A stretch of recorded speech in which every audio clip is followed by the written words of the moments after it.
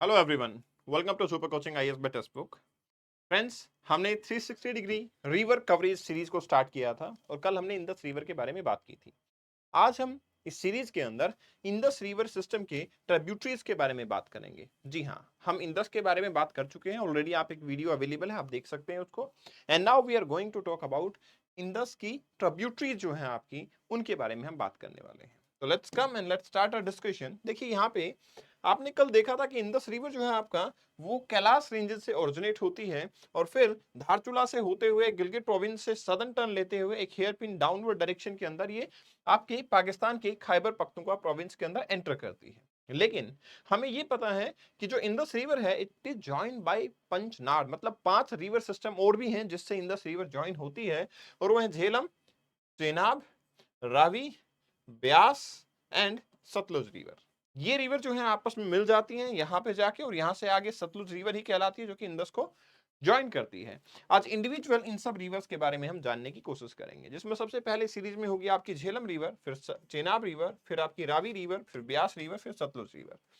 तो सबसे पहले हम झेलम रिवर के बारे में बात करते हैं। देखिए, झेलम रिवर की जब बात आती है तो झेलम रिवर जो है आपका, वो ओरिजिनेट होती है from the foot hill of Pir Panjal ranges. अब आप सोच रहे होंगे पीर पंजाल रेंजेस क्या है सर। देखिए, मैं अगर आपको थोड़ा सा हिमालयाज के बारे में रिकॉल करवाऊं तो आपको पता होना चाहिए हिमालयाज को हम ट्रांस हिमालय, जिसमें काराकोरम, लद्दाख एंड जास्कर रेंजेस आते हैं।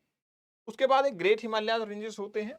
एंड देन आफ्टर आपके लेसर हिमालयाज आते हैं, और लेसर हिमालयाज की जो आपकी ये रेंजेस होती हैं, इनको पीर पंजाल, धौलाधार, नाग तिब्बत, ये होती हैं आपकी पीर पंजाल रेंजेस, जहां पे आपकी झेलम रिवर जो है वो ओरिजिनेट होती हुई नजर आती है। वहां पे एक स्प्रिंग है जिसको बोलते हैं वेरीनाग स्प्रिंग, वहां से आपकी झेलम रिवर जो है वो ओरिजिनेट होती है। कहां पे? पीर पंजाल रेंजेस। पीर पंजाल किसका पार्ट है? लेसर हिमालयाज का पार्ट है। ठीक है। अब होता क्या है, ये जो आपकी झेलम रिवर है, ठीक है, ये आपका मूव करती है और यहाँ पे एक लेक है, फ्रेश वाटर लेक है, वुलर लेक। मैं आपको दिखाता हूं।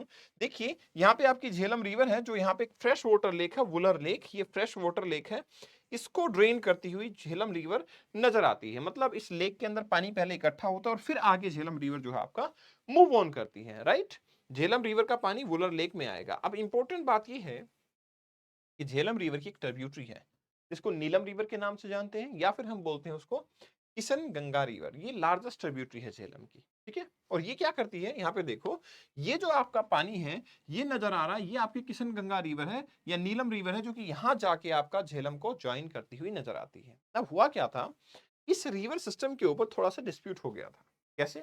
कल की वीडियो में मैंने आपको इंडस वाटर ट्रीटी के बारे में बताया। इंडस वाटर ट्रीटी हमें ये बताती है, इंडस वाटर ट्रीटी हमें ये बताती है कि किस तरीके से आपका वाटर डिवाइड होता है, जिसमें झेलम रिवर जो है वो अलॉटेड है पाकिस्तान को।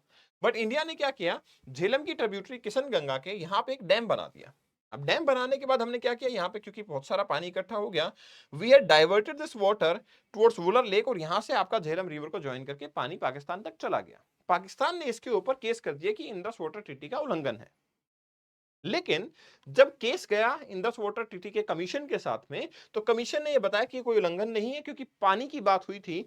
पानी ये भी इंडिया के अंदर से फ्लो करके झेलम रिवर में जा रहा था, यहां से भी झेलम रिवर में ही जा रहा है।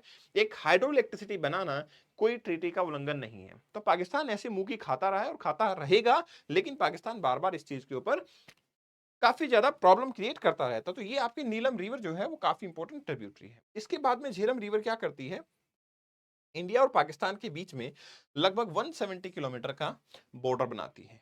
एंड देन आफ्टर ये चेनाब रिवर को ज्वाइन करती है, रिमू के पास में ये चेनाब रिवर को ज्वाइन कर लेती है पाकिस्तान। अब बात करते हैं हम चेनाब रिवर की। तो चेनाब रिवर जो है वो दो स्ट्रीम की फॉर्म में ओरिजिनेट होती है। चेनाब रिवर, चंद्रा और भागा दो स्ट्रीम होती हैं, दोनों मिलती हैं, देन आफ्टर चेनाब रिवर की फॉर्मेशन होती है। चेनाब रिवर जो है आपका, वो जास्कर रेंजेस के थ्रू पास होती है, और कहां से? बारालाचा पास से निकलते हुए जाती है। बारालाचा पास मैं आपको यहां पे दिखाना चाहूंगा। ये देखिए, जो मनाली से अगर आप लेह की तरफ बढ़ते हैं तो फिर बीच में आपको एक पास देखने को मिलता है, बारालाचा पास। यहां से आपकी रिवर जो है चेनाब ओरिजिनेट होती है, और दो स्ट्रीम है, चंद्रा और भागा, उसकी फॉर्म में ये मूव ऑन करती है, देन आफ्टर ज्वाइन करके चेनाब कहलाती है। ठीक है।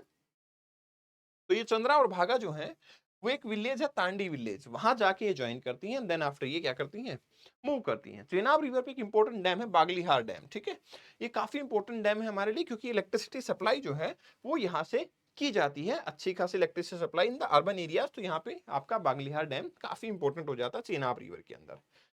चेनाब के बाद में रावी रिवर आती है, वो भी काफी इंपॉर्टेंट ट्रिब्यूटरी है। रावी रिवर ओरिजिनेट होती है आपकी कुल्लू हिल्स रोहतांग पास से, ठीक है। कहां से ओरिजिनेट होती है आपका?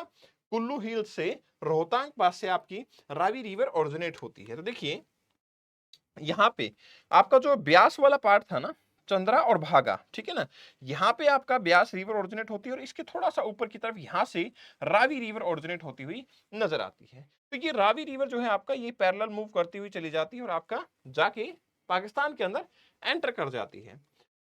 It blow between the Pir Panjal ranges and Dhauladhar ranges. Pir Panjal ranges and then Dhauladhar, इनके बीच में से निकलते हुए ये आपकी चली जाती है। इसके ऊपर एक डैम बना हुआ है, रंजीत सागर डैम। आपको ये पता होना चाहिए, रंजीत सागर डैम महाराजा रंजीत सिंह जी जो कि पंजाब मिसल के राजा थे, उनके नाम पे डैम बना हुआ रंजीत सागर डैम। एक उच्च मल्टीपर्पज प्रोजेक्ट भी यहाँ पे बना हुआ है कठुआ डिस्ट्रिक्ट जम्मू एंड कश्मीर के अंदर, ये इस रिवर के ऊपर बना हुआ है, राइट। चलिए नेक्स्ट उसके ऊपर बात करते हैं, ब्यास रिवर। देखिए इंडस वाटर सिस्टम के अंदर जो ब्यास रिवर है ना, वो अकेली ऐसी रिवर है जो कंप्लीटली कहाँ है? इंडिया के अंदर है, ठीक है, completely in India. Beas river is completely in India. Beas river completely India के अंदर देखने को मिलती है। कहां से पास आउट होती है? रोहतांग पास से। तो यहां देखिए आप, ब्यास रिवर जो है आपका, वो रोहतांग पास से जाती है और सतलुज रिवर को ज्वाइन करती है, ठीक है। मनाली एक इंपॉर्टेंट टूरिस्ट डेस्टिनेशन है जो रिवर ब्यास के राइट बैंक के ऊपर लोकेटेड है। इंपॉर्टेंट ये है कि ये जो रिवर ब्यास है, ये सतलुज रिवर को हरीके पंजाब, ये एक वेटलैंड है। वेटलैंड क्या होते हैं? जो कि आपकी बेसिकली इकोलॉजी के लिए जो वाटर है उसको कंजर्व करने में काम आते हैं। इसके लिए कन्वेंशन भी है, रामसर कन्वेंशन, ठीक है। ये रामसर जो कन्वेंशन है, ये रामसर एक सिटी है ईरान में, वहां पे सभी कंट्रीज की मीटिंग हुई, उसके बाद में वेटलैंड कंजर्वेशन की बात हुई, तो वहां पे रामसर देखने को मिल जाता है आपको, क्वाइट फाइन। एक इंपॉर्टेंट टूरिस्ट डेस्टिनेशन जो है आपका मनाली, वो आपके इस रिवर सिस्टम के ऊपर देखने को मिल जाता है। नेक्स्ट क्वेश्चन क्या है? ब्यास रिवर पे देखने को मिलता है। नेक्स्ट इंपॉर्टेंट पार्ट ये है कि ये जो वेटलैंड है आपके, ये वेटलैंड भी हमारे लिए काफी इंपॉर्टेंट हो जाते हैं दो तरीके से। एक तो यहाँ पे वाटर कंजर्वेशन होता है, दूसरा यहाँ पे हरीके वेटलैंड पे डैम बना हुआ है जिससे कि वाटर जो है वो डाइवर्ट किया जाता है राजस्थान वाले पार्ट के अंदर भी, ताकि क्या किया जा सके, जो आपका राजस्थान वाला पार्ट है जहाँ पे वाटर की स्कैरसिटी है, वहां वाटर सप्लाई हो सके और वहां पे भी एग्रीकल्चर एक्टिविटी जो है वो परफॉर्म की जा सके। अब सबसे बड़ी ट्रिब्यूटरी सतलुज रिवर, ठीक है ना, ये आपकी सतलुज रिवर जो है, ये भी आपके इंडस की ट्रिब्यूटरी है। मैं आपको एक चीज बताना चाहूंगा, जो सोर्स है ना आपके इंडस रिवर का और सतलुज रिवर का, वो बहुत क्लोज है।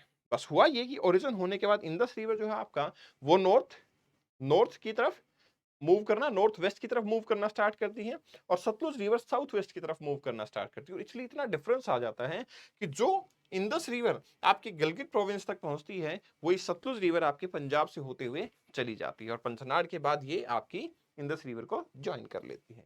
तो कैलाश माउंटेन नियर मानसरोवर एक लेक है, राकस लेक, वहां से ओरिजिन नजर आता है। रिवर जो है आपका साउथ वेस्टर्ली टर्न लेती है, किन्नौर, शिमला, कुल्लू, सोलन, मंडी, बिलासपुर, ये सब एरियाज यहाँ से पास आउट होते हैं। सिपकिला पास से ये क्या करती है? इंडिया के अंदर एंटर होती है। तो मैं आपको यहाँ दिखाना चाहूंगा, यहाँ पे आप अगर इंडिया का मैप देखेंगे तो ये चाइना वाला पार्ट है जहाँ कैलाश रेंजेस, और सिपकिला पास से ये इंडिया के अंदर एंटर होती हुई नजर आती है, लेसर हिमालयाज के नीचे से जाते हुए। वही वाला पार्ट आपका Harike wetland, Beas river join करेगी और देन आफ्टर ये सारी रिवर जो है आपका वो सतलुज को ज्वाइन करेंगे, सतलुज फाइनली इंडस को ज्वाइन कर लेगी। तो ये प्रोसेस यहाँ पे नजर आता है। नथपा झाकड़ी प्रोजेक्ट जो है वो इसके ऊपर एक प्रोजेक्ट देखने को मिलता है। भाखड़ा नांगल डैम, वो भी एक काफी बड़ा डैम है जो वाटर डिस्ट्रीब्यूशन के लिए, इलेक्ट्रिसिटी जनरेशन के लिए काम आता है। तो ये आपका इंडस रिवर सिस्टम की ट्रिब्यूटरीज है। इंडस रिवर पहले प्रीवियस वीडियो में डिस्कस कर चुके हैं और ट्रिब्यूटरीज हमने यहाँ पे डिटेल एनालिसिस किया है। इस सेशन की पीडीएफ को आप कपिल भारद्वाज फॉर यू से डाउनलोड कर सकते हैं and follow me, you can come on Kapil Bhardwaj for you at my Insta handle. All the very best. Thanks a lot. Take care. Bye bye.